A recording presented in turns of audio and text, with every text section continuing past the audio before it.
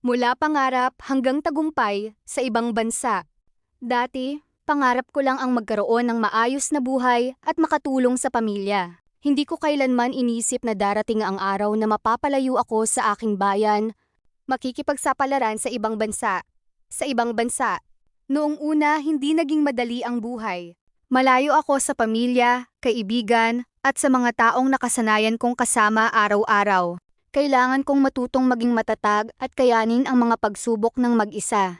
May mga araw na sobrang pagod ako, may mga gabing nangungulila ako, at may mga pagkakataong tinatanong ko ang sarili ko kung kakayanin ko pa. Pero lagi kong iniisip ang dahilan kung bakit ako nandito, ang magkaroon ng magandang kinabukasan at maibigay ang mas magandang buhay para sa pamilya. Kaya kahit mahirap, pinili kong magpatuloy. Bawat trabaho, bawat oras ng pagod, at bawat sakripisyo ay tiniis ko dahil alam kong may magandang bunga ang lahat ng ito balang araw. Lumipas ang maraming taon. Unti-unti kong naipon ang mga bunga ng aking paghihirap. Hindi man agad-agad, natutunan kong ang tagumpay ay hindi minamadali. Kailangan itong paghirapan, pagtiyagaan, at ipaglaban. At ngayon, masasabi kong isa-isa nang natutupad ang mga pangarap ko. Nakapagpatayo na ako ng water refilling station, laundry shop, at sarili kong tindahan. Ang mga negosyong ito ay hindi lamang mga negosyo para sa akin. Bawat isa ay simbolo ng mga araw na nagtrabaho ako ng pagod, ng mga gabing nangulila ako, at ng mga panahong pinili kong hindi sumuko.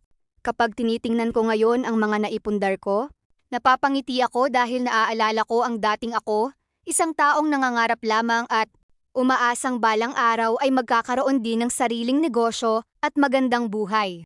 Hindi naging madali ang buhay sa ibang bansa. Maraming luha, sakripisyo, pagod, at pangungulila ang kapalit. Pero lahat ng iyon ay naging bahagi ng kwento kung paano ako nakarating dito.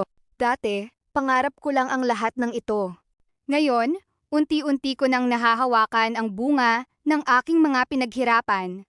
At alam kong hindi pa dito nagtatapos ang aking kwento. Patuloy pa rin akong mangangarap, magsisikap, at mag-iipon para sa mas magandang kinabukasan.